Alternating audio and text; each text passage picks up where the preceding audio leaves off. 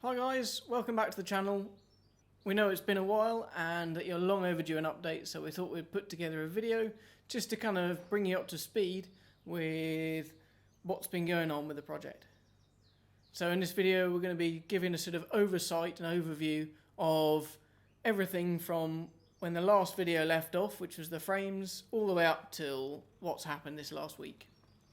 And I'll also talk a bit about what's going to go on with the channel and our plans for the future. But first of all, I want to say a massive thank you to all of you. In this last year, we have gained 7,000 subscribers. But more than that, we've received lots of personal messages and comments that have really meant a lot to us and made it much easier to stay motivated during what has been a difficult and frustrating year. So this update will just be an overview of what's gone on. And we still intend to make the build series videos about each aspect of the project as we finished it. With the frames in, it was then time to add stringers and the transom. The transom, you'll know from what was sort of suggested and hinted at before, was quite an issue for us. We spent 3 months working on it and eventually got it all sorted. With the transom sorted, the side plates and the deck plates went on, and it was on to then doing the coach roof and the pilot house. And then came the radius plates. If you follow us on all the Facebook, Instagram and YouTube as well, you'll kind of know that that's the source of our problems.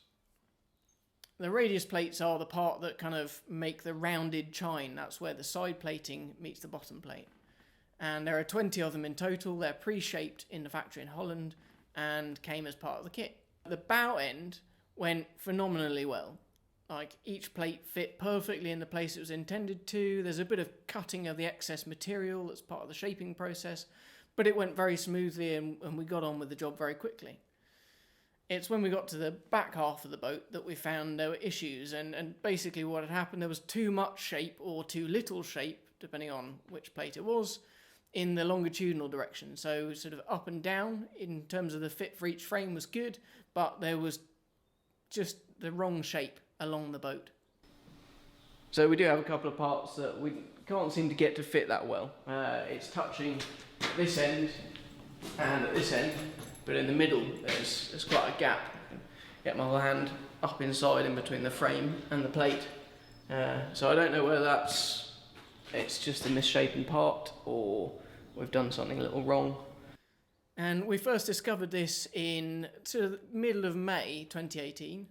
And we talked to Bruce Roberts Europe about it. And the issue was that a month later, on the 21st of June, we were due to move the boat from the shed where we were working to a boatyard.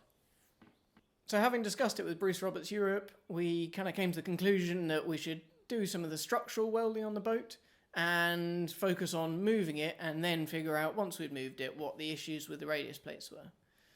Moving day didn't go the smoothest, but we got it done in the end, and it was definitely the most stressful day of my life. And we were moved into our new spot in Iron Wharf Boatyard in Faversham. With the move out the way, Chloe and I decided that we should take a couple of weeks holiday just to get some rest and recuperation before getting back to boat building. So your standard day in Wales, waiting for the weather to clear up. So once we were back, we took some measurements and sent those across to Europe and spent quite a while working away at what the problem was. We wanted to make sure that we'd built the boat right so it wasn't a mistake from our end, and they were working on what the problem was from their end. And eventually it was found that they'd made a mistake in the manufacturing process. Fast forward then through quite a while and some missed deadlines and some disappointments. And that brings us to last week, when we finally got word that some parts had been completed and dispatched to the boatyard. Sadly, Chloe couldn't join me, but I went down to the boatyard to receive the parts and get on with test fitting them. So the first thing I did was to take the top plate off the pallet and compare it to the old version of that radius plate. And when I did that, I saw that the two were virtually identical. In fact, the consistency is quite astonishing.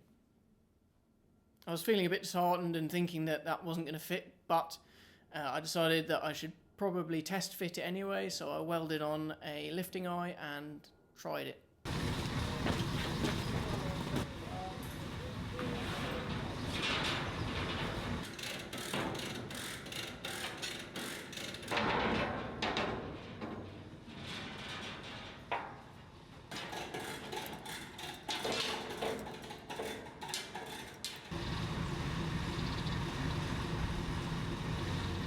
Well, it looks like we're suffering from the same problem as we had before. What you can see here, hopefully, is that this end here is touching, that end up there is touching, and in the middle we've got a great big gap.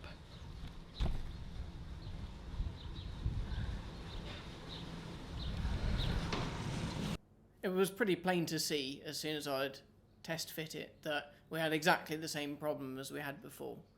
I phoned the factory in Europe and we decided that I should try another plate just to check, and so I tried another plate on the opposite side and further back, and once again it didn't fit.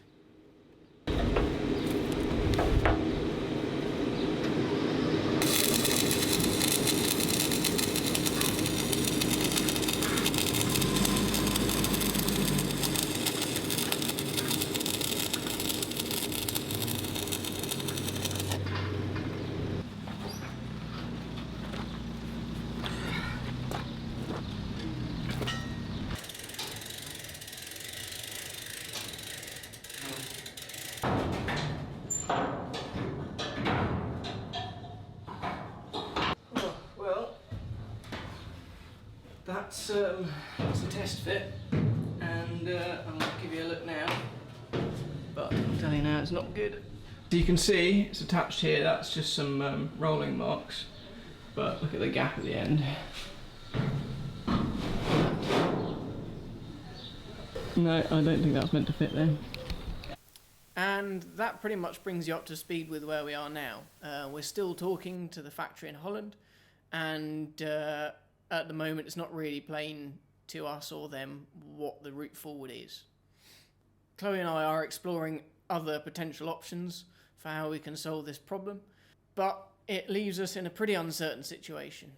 The overview of that is that the boat has been on pause since 21st of June last year, and for the foreseeable future will remain that way. In the meantime, we have been working on other aspects of the project, so we have been collecting lead and casting it into lead piglets for ballast. And we've also been working on the designs for the interior and the rig. But you can appreciate that the kind of stage we're at, there's not a lot we can do before we've finished the hull, and we can't do that until we've got these plates. What that means for the channel is that it's also been on pause for quite a while. That being said, we've got footage enough to make a few more videos of the build series. And so those will be videos about the transom, the side plating and deck plating, and the cockpit and pilot house. And then obviously we'll reach the roadblock that has been the radius plates. Also around those videos, we're looking to make some videos that answer questions we've had about learning to weld and the welding processes we've been using. And then also maybe make some videos about us, who we are, and why we're doing this. So we hope that that's some content for you to look forward to over the coming months. I'm very aware that this video will have created more questions than it's answered, but I hope you can appreciate the kind of situation we're in, and just know that when I can answer your questions, I will.